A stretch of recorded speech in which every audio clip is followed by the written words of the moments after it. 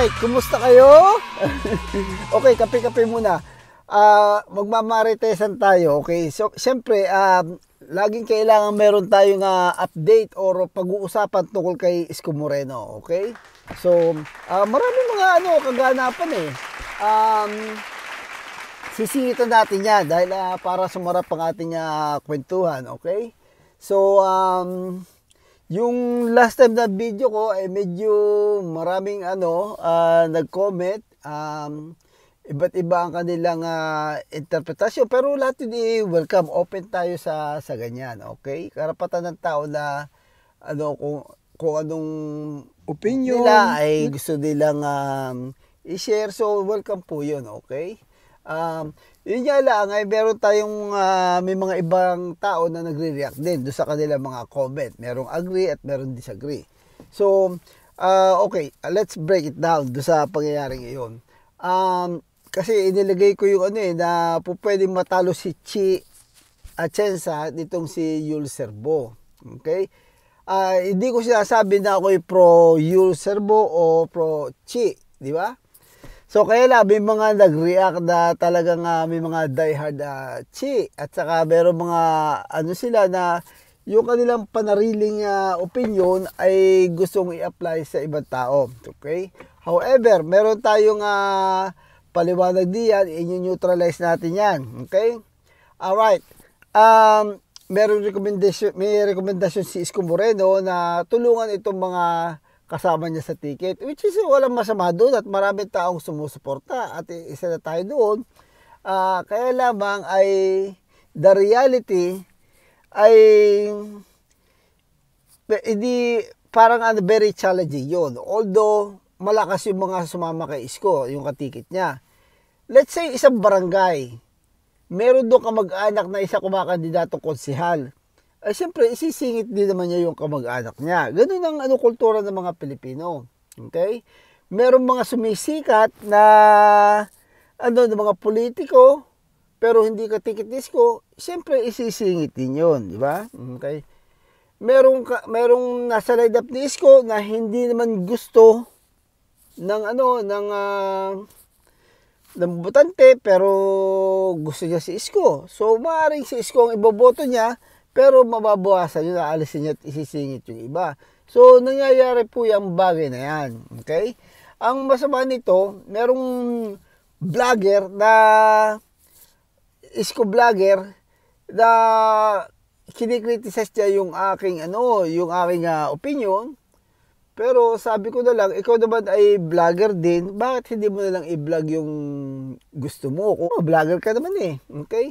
Hindi yung isusupervise mo, sasabihin mo sa ibang vlogger na hindi mo naman kakilala na eto ang gawin mo, ganyan. O, kailangan straight yun ang kampanya mo. So, mali. Ito yun na make sense. So, pero ginawa ko, hindi na lang ako hindi ko na babanggitin ang pangalan. Just sa edad ko ba namang ito, ako makikipag-away pa. O, ako na lang, in-erase ko na lang yung ganoon. Hindi ko na ipupush yung ganong issue. Mahirap na yung magkakaroon ka ng pare-pareho lang namang Isko follower, di ba? So, yun ang aking stand. Tulungan natin si Isko at yung kanya recommendation ay kung may pipilit natin, ipilit natin. Pero, para sa akin ang insight ko diyan ay medyo, hindi mape-perfect yan, okay? Like what I said, nung nakaraan ay paumanhin po ninyo kung nabanggit ko na kinumpare ko yung achievement nitong si Chi versus sa kay Yul Serbo, kinumpare ko lang eh. Of course, kung incumbent ka, mas marami kang pera. Okay? At saka yung nagkaroon ka ng pagkakataon na pumunta doon sa mga tao, sa mga lamay ng mga patay, bilanggit yun. At yung maraming mga naghihingi sa iyo, marami na nagkaroon ng utang na loob sa iyo. Okay? Kaya nakita ko na hindi nakakasiguro si Chi Atienza dito. Pero hindi ko mo sinasabi na panalo to si Yul Serbo. Sabi ko lang ay may pag-asa din to versus kay Chi. Kay Isko ay siguradong panalo tayo. Lusot ang Isko natin. So, itong isang ito ay very challenging. Dahil nga, nakauna may pera na magagastos So, yun naman ay nagpapakatotoo lang tayo. Okay? So, kasi, ko sasabihin sa akin ng mga taga Manila, wala ka dito sa Manila, kaya hindi mo alam nangyayari. Yeah. Okay, may nag-comment na gano'n. Pero, meron namang taga Maynila na siyempre kukontra din naman sa kanya. So mabuti papakinggan ninyo yung tagalabas at nakikita kayo lahat kung ano nangyayari. Di ba? So anyway, like what I said, tanggap natin na ang opinion ng bawat isa at pakinggan natin at irerespeto natin. So yun lang po, okay? At doon sa mga vlogger na gusto nilang i-vlog ko yung gusto nila, ay palagay ko kayo naman i-vlogger. Ay bakit hindi kayo mag-vlog ng gusto niyo sabihin? Di ba? Oh. Yeah, ay nako. Coffee muna.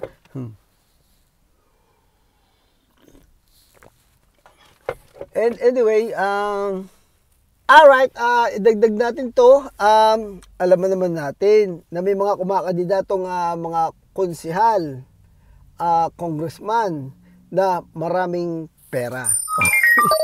At although nakakatulong talaga yung recommendation ni Isko, lamang ka na you save some money kung nasa ticket ka ni Isko, di ba? Dahil may pogi points ka na dun eh. Pero talagang sa history ng Pilipinas ay ang pera ay laging namamayag. Dahil nabibili naman ng mga Pilipino eh. Wala pa akong nakitang eleksyon na hindi kay Isko Moreno nabili ang mga Pilipino. Okay, kahit sa bayan. So, I'm sorry, pero that's the reality. Yun ang experience ko sa nakikita ko sa eleksyon ng Pilipinas. So, yun lang.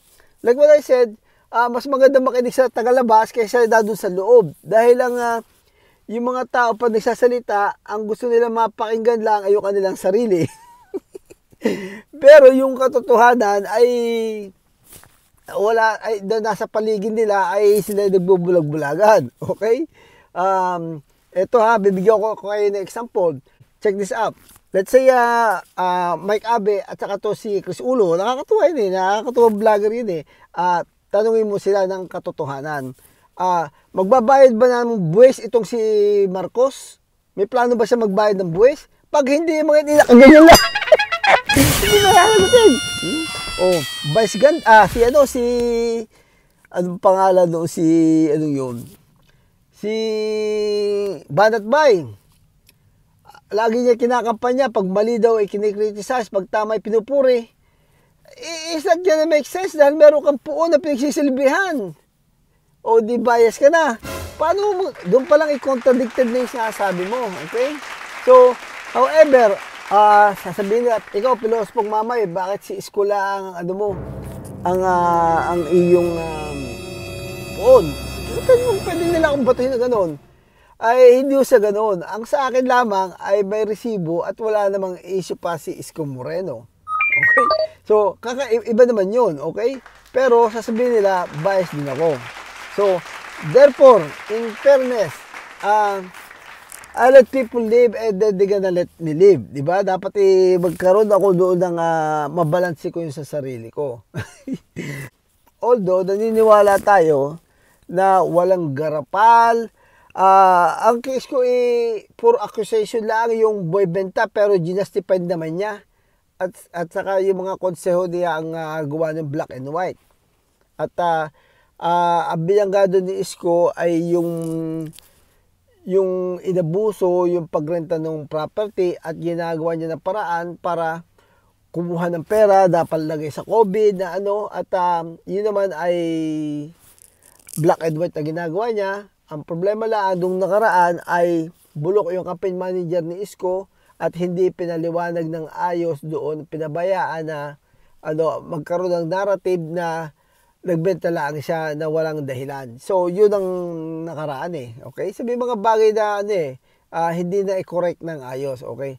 Other than that, ay ang performance ni Isko kaya madaling pinabalik si Isko Hindi katulad ng ibang mga politiko na maghintay muna na mahabang panahon para malimutan yung kanilang kasalanan ng ating you know what I mean? Di ba? Okay, yung case ko ay talagang may message ng tao na bitin pa sila kay Isko. Kailangan ibalik at para naputol yung mga pangarap ng mga taga-Baynila. Kailangan ituloy. Anyway, hanggang dito lang muna dahil manunod muna ako ng Quadcom.